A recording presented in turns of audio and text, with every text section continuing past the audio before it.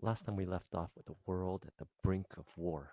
And as it turns out, contrary to many people's expectations, it was much worse and much more prolonged than ever before. So much so that Europeans call this the Great War, not knowing there was another one to come, unfortunately. But as we get to this war, there's a lot of film that you can watch, especially as we reach the 100-year anniversary of the First World War. Go on YouTube. There's a lot of it out there, both in actual film, in documentary, in clips, in reviews.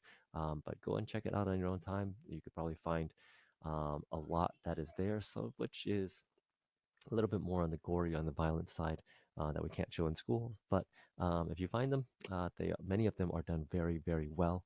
So I do encourage you to go ahead and take a look at them because this war is one whereby it's unexpected that uh, the the gore and the bloody nature of this war is going to come to fruition in such a manner. So we're going to review some of that in a bit. But first of all, let's go ahead and do some quick review on why that is. So the first review question is to examine how the Industrial Revolution changed the nature of warfare. It's a question we looked at a previous lecture. So go ahead and pause the video right now, do some review if you need to, and answer review question number 1 in the Google Doc. All right, hopefully you've paused the video and you've come back after answering this first question. And in a lot of ways, what the First World War produced was a new type of warfare that really technically wasn't new. It had gone on a little bit during the American Civil War, during the Crimean War, and so forth, but partially because traditional tactics of mass infantry, so in other words, put everyone together and have this immense amount of firepower that you are able to produce through mass infantry, that doesn't work anymore when the firepower becomes overwhelming. And so much so that the repeating rifles, the machine guns, the large artillery pieces, small mortars that you can take with you, all of these things are going to put the defensive up on a pedestal. In other words, the defense is always going to win when you can produce so much firepower. There's little an attacking force can actually do. And so, therefore, the only way to protect yourself, especially after all of the protective barriers have been destroyed by um, the fighting, is to dig down. Okay, so all of a sudden now, tens of thousands of foxholes becomes a series of trenches whereby armies will come out of them, attack the other side, get decimated, pull back, and you repeat that process over and over again. And this is what frequently many people call a war of attrition.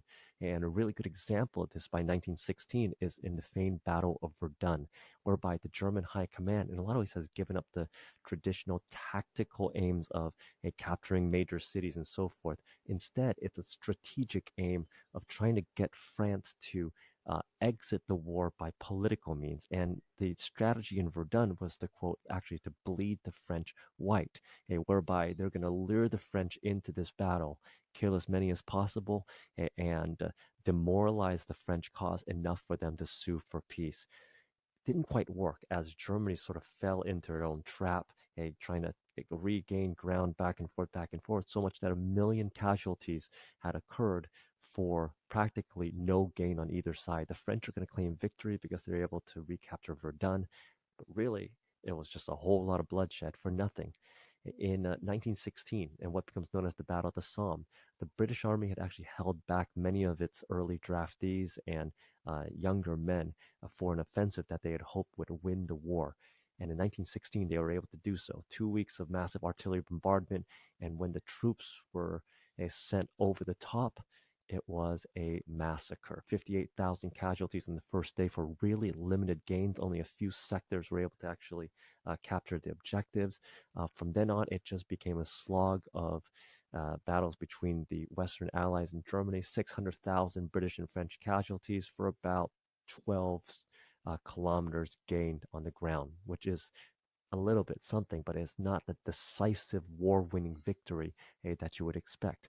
Not only that, but it was an environmental disaster as well. I mean, think about the effects of an industrial war, right? Especially in the second phase of the Industrial Revolution, where you're dealing with chemicals and all sorts of other stuff necessary to create stuff that kills people. And so it would have enormous environmental effect. In fact, some people may still be dying from the First World War as a result of unexploded weapons and so forth that have been unearthed in recent years. There are other examples of this. In the Battle of Ypres, which is a town in southern Belgium, there were 3 battles that took place all along the same front. Imagine going in 1915 and seeing the wreckage and the ruins of a battle that had been fought a year ago, and then 2 years ago at Passchendaele, where many actually had to fight literally in the mud in order to try to advance to enemy positions. There were cases in this battle and others where soldiers who were carrying these really heavy packs would actually die of drowning. Right, they'd slip off and then fall into the water. They can't get up, and no one else can pull them out in the mud. And next, they've died of drowning in trench warfare. It's crazy. All the while, in the 3 Battle of Ypres, about 850,000 casualties. I mean, we're getting to these numbers where it's even hard to imagine the size and the scope of these particular battles. Here's the town of Ypres at the beginning of the war, and right at the beginning of the war, and then here's Ypres again afterwards. You can see sort of everything that's been constructed has been destroyed here. Another example is the Battle of Isonzo, which is in Italy. Now, Italy itself was actually aligned with in the Triple Alliance with Germany and Austria-Hungary. However, when the war began, Italy decided, no, we're going to wait. And we're going to back out and basically go to both sides politically and say, hey, you know what? Hey, if you offer us more, we'll join your side. And as it turns out, Italy flips over to the side of the Allies with Britain and France, and launches an offensive against Austria-Hungary. A problem with that is that the border between Italy and Austria-Hungary just happens to be the Alps, and the very small passages that is necessary to go into Austria-Hungary were easily defended. So it's like trench warfare, except in the mountains. You can imagine the results. About 10 to 12 battles were fought here, depending on which historian you ask, leading up to about 1.2 million casualties, of which in the end Italy loses ground and loses territory to German and Austrian offensives. And so if we can define the Great War as this stalemate called trench warfare, so all of these new weapons that were so effective in creating these global empires, all of a sudden when they're actually turned against one another, it's this disaster that neither side can push forth. There are other possibilities using again that the advances in the industrial revolution, the usage of chemicals, poison gas in order to attack the enemy, which is partially successful. Problem is, the one thing about gas is you can't control the wind. Submarine warfare, as it turns out, becomes a little bit more decisive, but not in the way that the practitioners of the submariners thought they would. It would turn against Germany more than it actually would turn against the Allies, and we'll get to why so in a moment. There are also new technologies, communication through telephone, through Morse code, through radio, such that commanders in the rear can communicate supposedly with soldiers in the front, and also a preview of the 2 more decisive factors in the coming war, not this one, the coming war.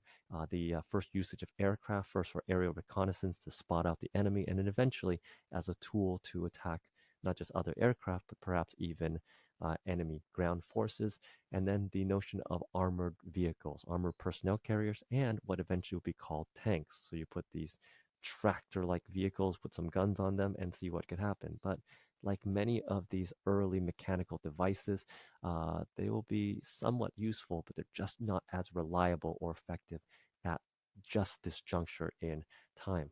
So therefore, in the what is called the Western Front, again, sort of the theme of this lecture is that this is global warfare in a total war. And so, yes, there's stalemate on the Western Front, but there could be possible other outlets where this war could be won. And this is particularly shown in the East. So we're going to go to our first break right now and take a look at a quick review on Russia. Okay, so go ahead and pause the video right here.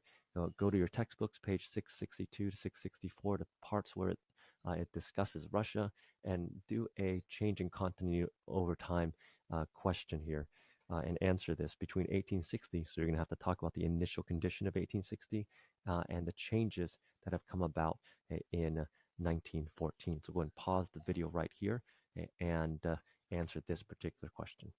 Guys, our next review question, you're going to go ahead and go to pages 691 and 700 and find the parts about Russia once again. And some of it may be about Russia, some of it may, you can go ahead and take the content and be able to apply it to Russia as a growing industrial society. Explain some of the issues that the Russian Empire specifically had at the outset of the Great War. So, right about 1914, what are some of the problems it's having, particularly within its industrial cities? Go and spend a moment, pause the video, go into your textbooks, and find the answer as best as you can. Go and do that right now. All right, welcome back, guys. And so, one of the outcomes of what becomes known as the Eastern Front in the First World War was that this, in a lot of ways, in some ways, is a very, very different war and very different combatants as well. Now, initially, the Austrian invasion of Russia was halted, and it turned out the Russians mobilized their forces faster than anybody could have imagined. Okay? And Austria, however, started the war by attacking Serbia, but it would take almost a year for them to be successful. And Serbia itself was completely isolated; it was landlocked. There was no way it could have gotten help from the Western Allies, and so many thought it would fail and fall within a few months. But they lasted for well over a year and continued to fight throughout the um, entirety of the war. Russia, however, ends up invading particularly Prussia, which is basically Eastern Germany, modern day Western Poland. And it looked like it was going to have a major effect on how the outcome of the war. But because it lost some of the early parts, some of the major battles to the Germans, it resulted in a stalemate for the next coming years, albeit not the type of trench warfare that you saw in the West, but the Russians could not break through, and year after year after year, they could not do so. There are offensives that were planned were planned. There were attacks. There were some initial successes, but every time they attempted to further invasion of Germany and Austria, it would not succeed.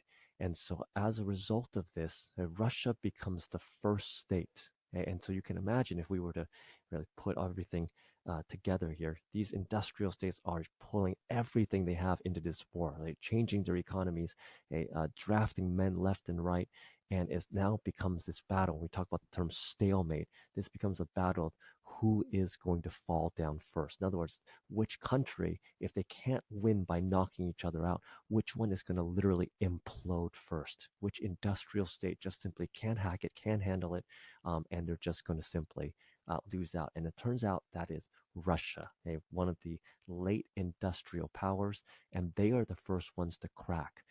And in February of 1917, groups of citizens, many of which were industrial workers who have not been paid, who have not been fed well, other soldiers in the cities, they end up rebelling against the Tsar, and they're going to make a push that has been happening since the end of the Russo-Japanese War and the establishment of a constitutional style government whereby they're going to implement some democratic ideas into the war. And so Russia becomes a republic for a few short months, albeit probably the decision that they continued on with was to actually continue the war itself here.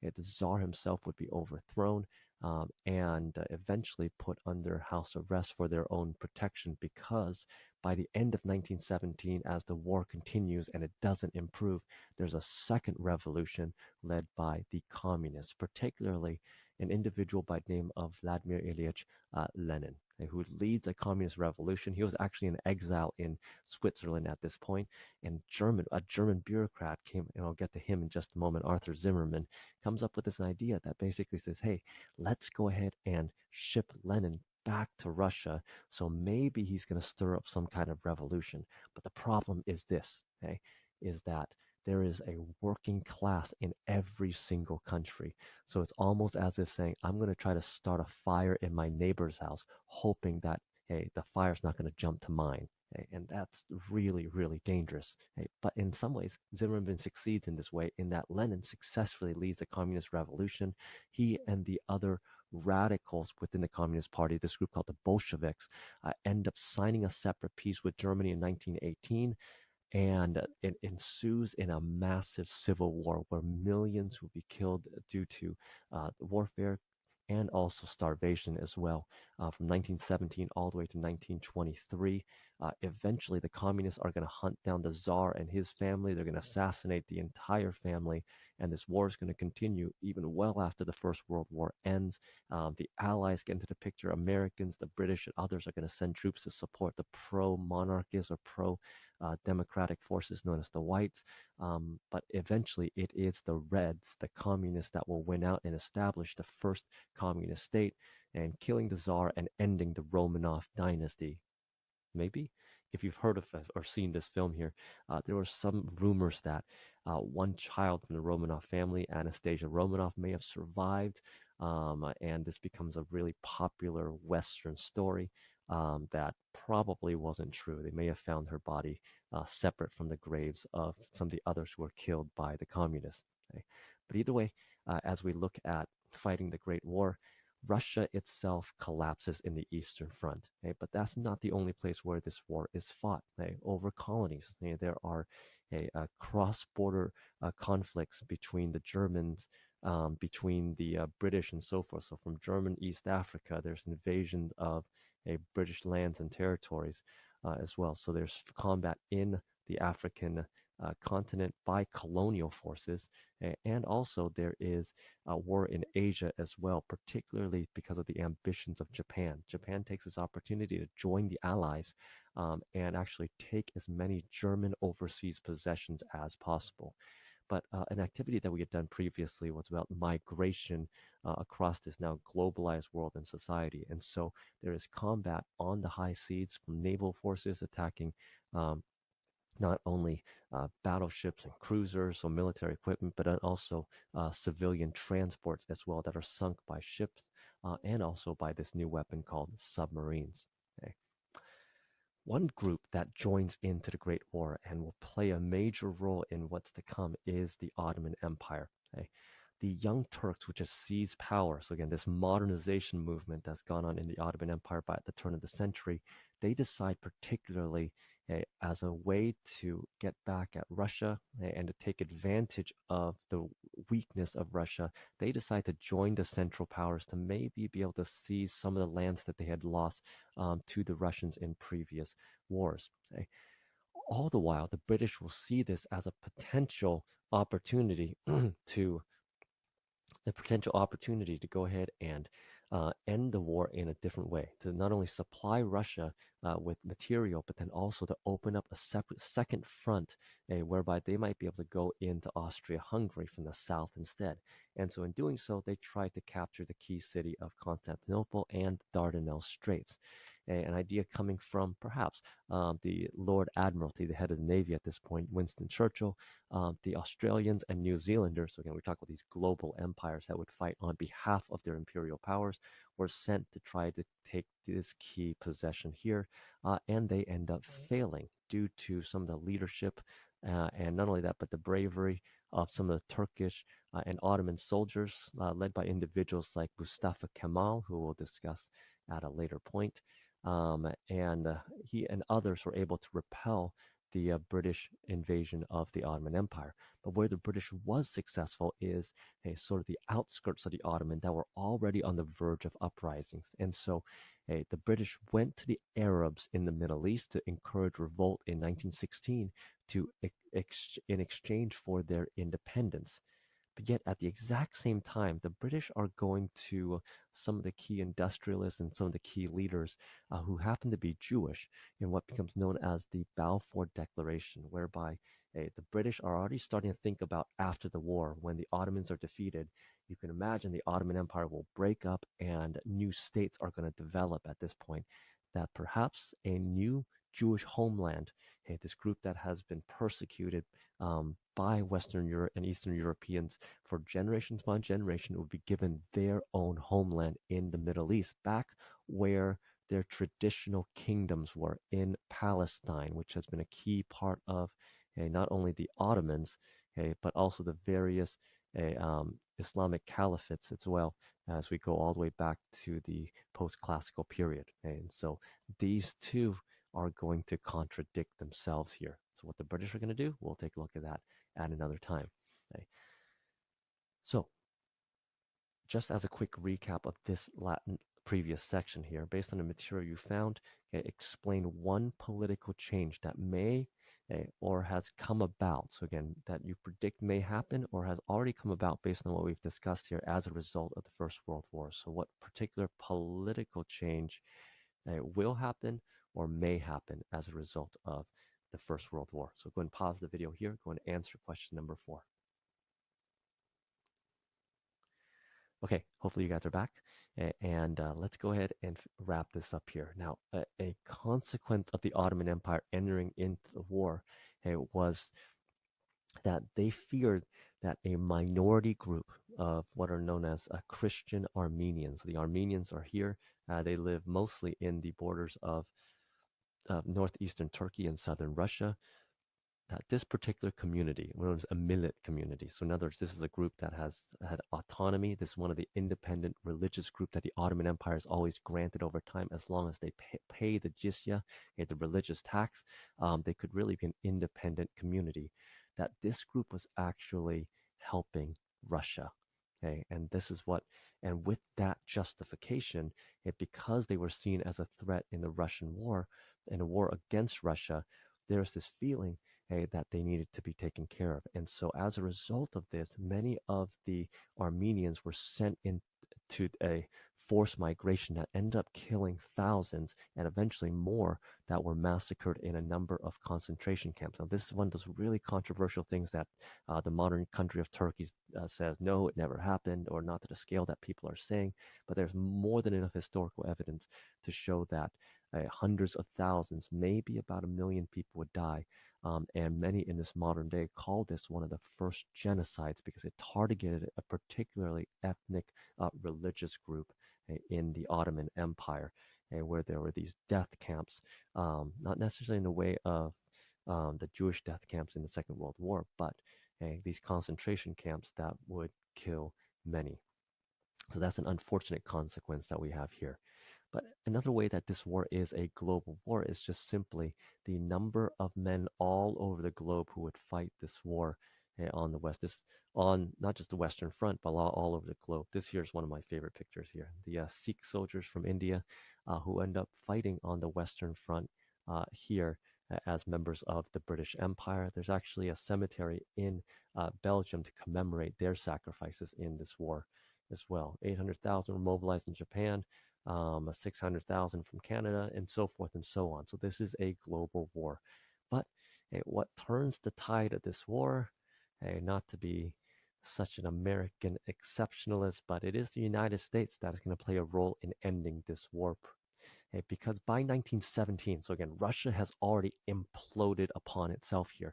But by 1917, every country is dealing with war weariness. In France, they're dealing with mass desertions, where they would have to execute some soldiers to try to make a point, make dramatic reforms.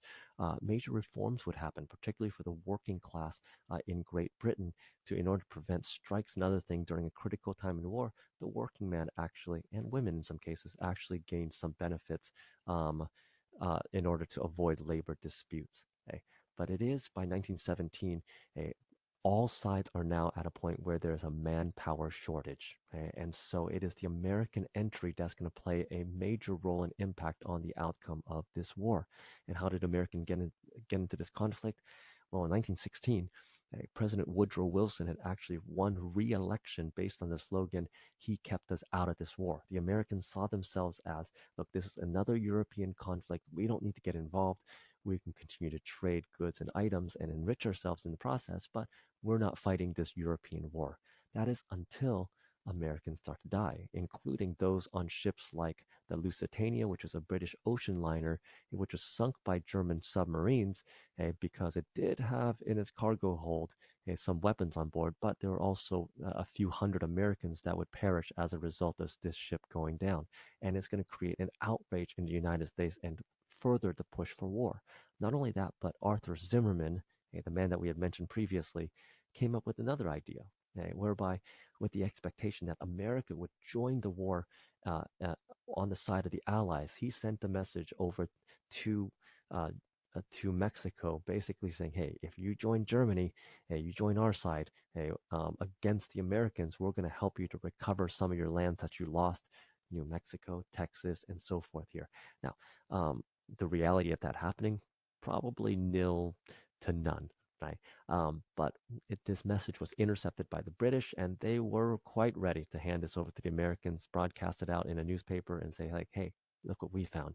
And the United States by 1917 declares war, and by 1918, because the U.S. was quite unprepared for this war, it's going to take them some time to move into a war setting, right, to change their consumer industrial society into a war manufacturing society. About 2 million would arrive by 1918. Okay, this is perfect timing because the German armistice in 1917 meant that the Germans could take their last reserves fighting on the Eastern Front, launch offensive in the West. That, as it turns out, was stemmed by not just the bravery of French and British troops, but then also by the newly arrived Americans as well. And from there, the last gasp of the German offensive meant that the Allies could finally move and start to push the Germans further out of France and Belgium, such that by 1918, there were enough rumblings within Germany. They've been blockaded. People are starving or near starvation levels. And there's this sense that this war can't go on forever. And so there were enough feelers to call out for an armistice. And eventually there's a revolution within Germany itself here and an overthrow of the Kaiser, leading to eventually, by November of 1918, with the army still active in France and Belgium, by the way. So Germany has not been invaded. An armistice was negotiated and signed in November 1st of 1918. But the end result is massive. We're looking at a huge chunk. And think about the number of men that were mobilized, and not only that, but a huge percentage that would be wounded and killed in this conflict. Look at it, particularly Germany, France, whereby look at the number mobilized and look at the number that are wounded as well. Okay, so these charts and these graphs demonstrate just how vicious this war was and how destructive it was in regards to human life. Okay, the war ends. Okay, and thus starts the negotiations, a number of different treaties that will come together between countries, but the largest one occurs between Germany and the Western Allies. And all of this was negotiated in that old traditional palace in Paris, in the Palace of Versailles. And it was actually dominated, as it turns out, by really three individuals. Georges Clemenceau of France, who called for a buffer zone between Germany and France. David Lloyd George of Great Britain, whose aim was to weaken the German Navy and to ensure that Germany would never contest British naval and colonial power ever again. But there's also Woodrow Wilson. He is, in a lot of ways, the positive factor in this. He's not there to exact material from the Germans. Instead, he's there to make true the slogan that he's been going for in the last few years, and that this is the war to end all wars, right?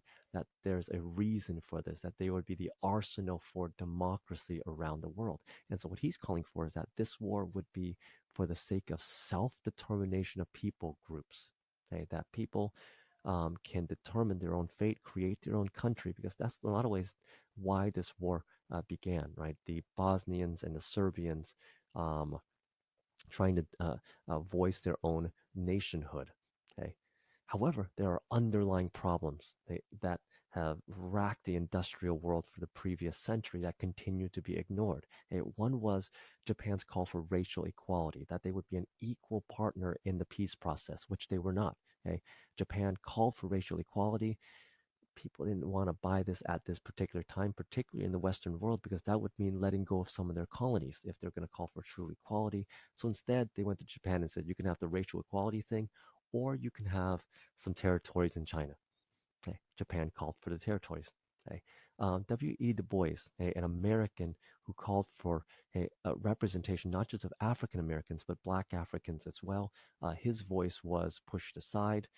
There was the claim of the Arabs for independent nationhood, not just in what we know today as Saudi Arabia, but the rest of the Middle East as well. Instead, his claims would also be pushed aside, and that promise to the Jews from the Balfour Declaration would also be pushed aside as well, and any calls for justice for the Armenians who were massacred in Turkey in the Ottoman Empire at this time was also ignored as well here, and with the focus being on what can these two countries do about Germany and whether or not there is going to be the creation of this, what we call League of Nations, that the countries of the world would come together for cooperation as such.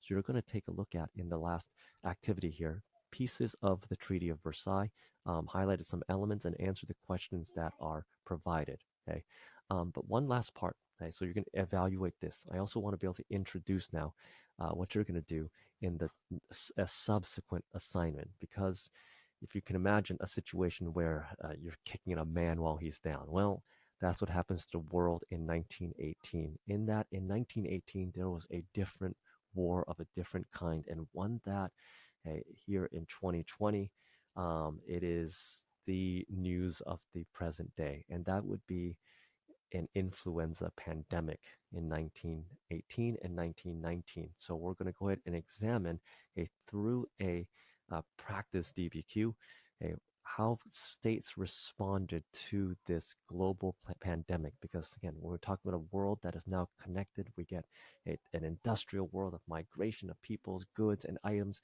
but yet at the exact same time, when there is a disease, it's going to spread. Okay, and what sort of response we're going to take a look at in this particular DBQ. All right, with that, go ahead and finish up this last section, and I'll catch you next time.